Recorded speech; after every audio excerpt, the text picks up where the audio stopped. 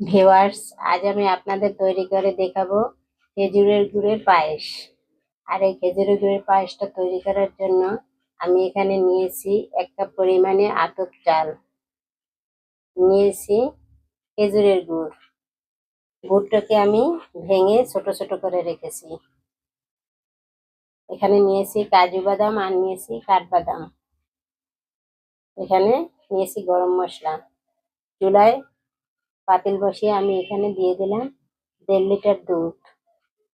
আমি এখন দুধের ভিতরে দিয়ে দিলাম 3টা তেজপাতা, 4টা এলাচ, 3 টুকরো দারচিনি, আর দিয়ে দেব 3-4 টুকরা আদা। এখন আমি দুধটাকে ভালোভাবে জাল করে নেব। চুলার আঁচটা মিডিয়ামে রাখতে হবে। দুধটা একটু ঘন করে নিব। এটাকে আস্তে আস্তে নেড়ে আমি দুধটা ঘন করে নেব। এই তো আমার দুধটা প্রায় ঘন হয়ে গেছে। আমি এখন এর ভিতরে ধুয়ে রাখা চালগুলো দিয়ে দিলাম। চালগুলো দিয়ে আমি এটাকে জাল করে নিব চালটা সিদ্ধ হওয়া পর্যন্ত।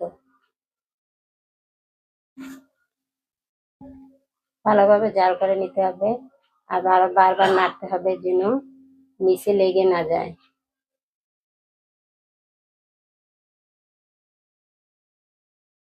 ভালোভাবে পাশে নেড়ে চেড়ে নিতে হবে।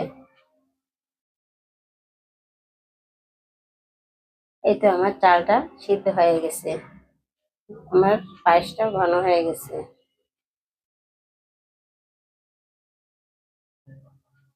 এখন আমি এর ভিতরে দিয়ে দেব সামান্য পরিমাণে লবণ। মিষ্টি খাবারের ভিতরে সামান্য লবণ দিতে হয়, তা না হলে মিষ্টিটা ভালো আসে না। এখন আমি এর ভিতরে দিয়ে দেব ভেঙে রাখা গুড়। আমি এখানে 300 গ্রাম পরিমাণে গুড় নিয়েছি।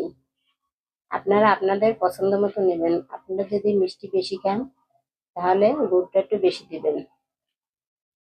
আমি এটাকে ভালোভাবে এখন নেড়ে চেড়ে নিচ্ছি যাতে নিচে লেগে না যায়।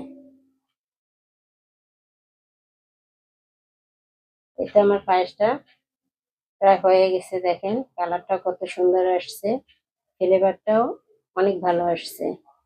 শীতের সময় এই পায়েসটা খেতে অসাধারণ লাগে। আপনারাও বাসায় তৈরি করে খাবেন। আমি এটাকে গরম গরম পরিবেশন করব। দেখেন আমার পুরো সম্পূর্ণ পায়েসটা হয়ে গেছে। আমি এখানে বাদামগুলি দিয়ে দিলাম।